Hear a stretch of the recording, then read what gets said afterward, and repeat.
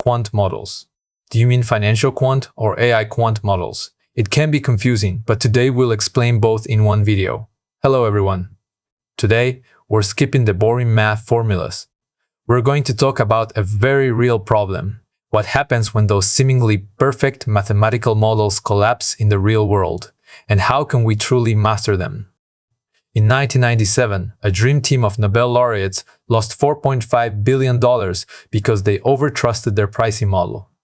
In 2008, Wall Street's blind worship of the Gaussian cupola model directly brought down the global economy.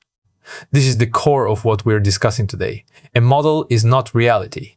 It's just a low-resolution microcosm of reality. Simply put, quant models use mathematical formulas to describe the madness of the real world. Think of the BSM model for options pricing, or using geometric Brownian motion to simulate the random fluctuations of a stock. They turn a trader's intuition into cold, executable code. But here's the problem. As long as it's a model, there will be errors. The essence of model risk is that the very tool we use to measure risk is flawed. Maybe the underlying assumptions are wrong, or maybe the data fed into it is biased. This risk of the tool betraying its master is exactly what model risk is. So how do banks and institutions protect against this risk? In the past, people liked to fill out scorecards, which was very subjective. Later, some treated it as operational risk, but struggled with the lack of data. Today, the cutting-edge approach is MUA, the Model Uncertainty Approach. It's a hardcore bottom-up quantitative assessment. The core of MUA is risk-bound theory. Since we can't find a perfect model, I'll calculate a worst case and a best case scenario. Traditional methods are black and white, but now we introduce a credibility factor to give a trust score to each assumption. The boundaries calculated this way are much more precise and practical. Look at this chart.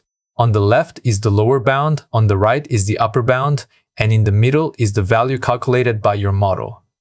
The width between the upper and lower bounds is your space of ignorance.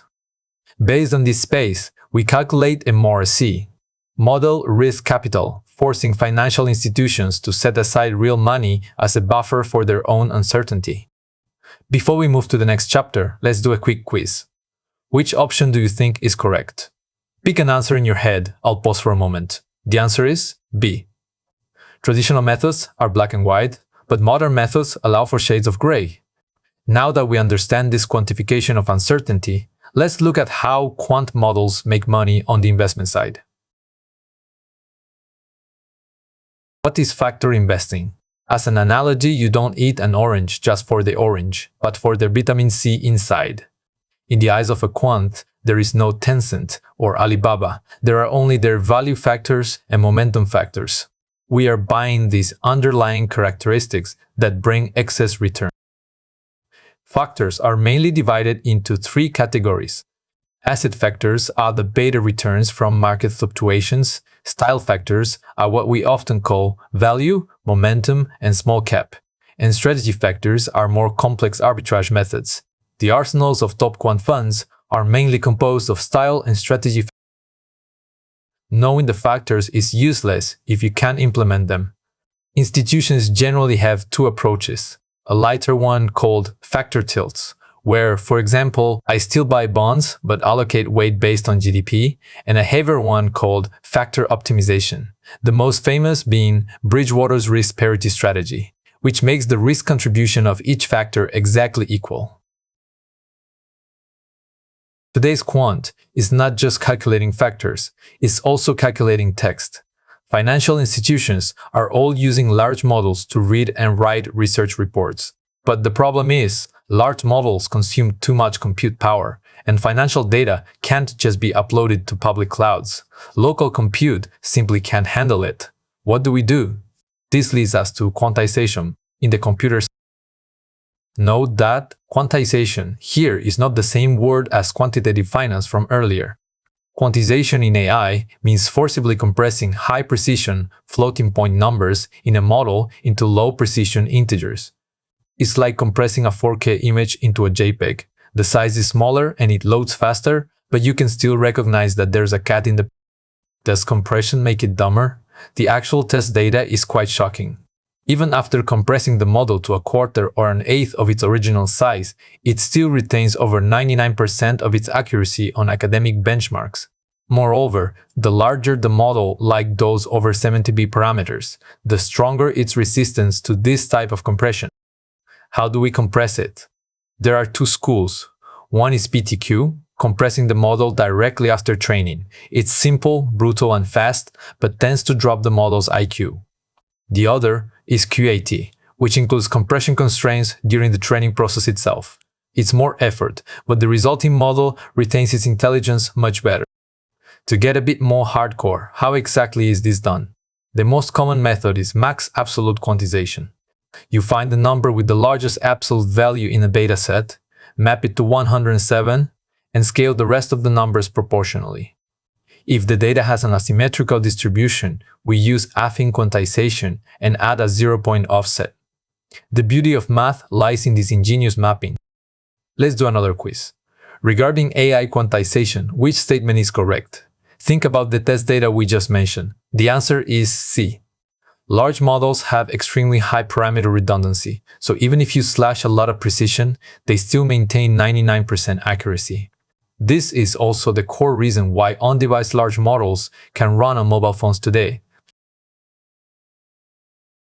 In live trading, the most classic quant strategy is trend following, like playing breakouts based on moving averages. But this strategy lags and easily loses money in choppy markets. What's even harder is compliance. Your model is a black box. If you make money, regulators will ask you why, and if you can't answer, you're in trouble. Take, for example, the manipulation allegations against the top quant firm Jane Street in the Indian market. This tells us that algorithms themselves have no moral compass. When your high-frequency model is hunting for arbitrage opportunities at the millisecond level, if you don't impose strict compliance constraints, it can easily cross regulatory red lines. Additionally, bringing large models into finance comes with three major challenges. Data can't leave the premises. Models talk nonsense, and black boxes can't be explained. In an industry like finance with zero tolerance for error, if you can't solve these three problems, AI will just be stuck writing weekly reports. At this point, let's review today's core jargon. MUA and CUP-CLB are used to manage the risks of traditional quantitative models, whereas PTQ and QAT are the compression technologies used to cram massive AI models into the server rooms of financial institutions. Today's first core insight: don't blindly trust models, but don't completely reject them just because they make mistakes. The mature approach is grayscale thinking, scoring assumptions, calculating boundaries, and then setting aside real money as a buffer for your ignorance. The second insight: whether it's peeling back layers to find factors in quant finance or slashing a model's precision by more than half in AI, the essence is the same: low-dimensional compression of high-dimensional information. Intelligence, in a way, is the most efficient form of compression. To sum up, a model is always a low-pixel simulation of reality. The true top-tier masters don't memorize complex formulas every day. Instead, they know better than anyone else when their models will break. Understanding boundaries and executing dimensionality. Reduction. That is the ultimate strategy for navigating the future. Thank you all for watching.